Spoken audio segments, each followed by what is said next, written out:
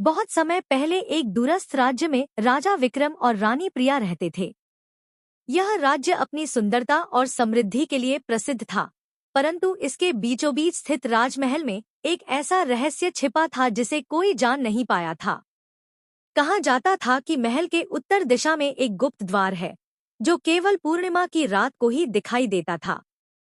उस द्वार से भीतर जाने की किसी ने कभी हिम्मत नहीं की, क्योंकि जो भी गया वह कभी लौटकर नहीं आया। राजा विक्रम स्वयं भी इस रहस्य से अनजान थे। एक दिन रानी प्रिया ने महल के पुराने कक्ष में एक प्राचीन ग्रंथ पाया।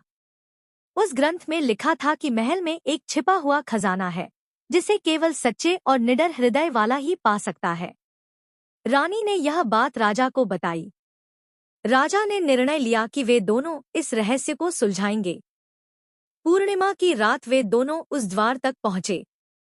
जैसे ही द्वार खुला, भीतर से तेज प्रकाश फैला और एक जादुई स्वर गूंजा, जो सत्य और करुणा के मार्ग पर चलता है वही इस खजाने का अधिकारी है। राजा और रानी ने निडर होकर भीतर कदम रखा।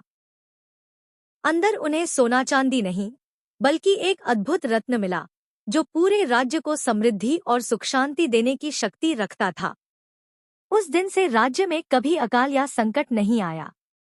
लोग कहते हैं, असली खजाना सोना नहीं, बल्कि राजा और रानी की सच्चाई और साहस था।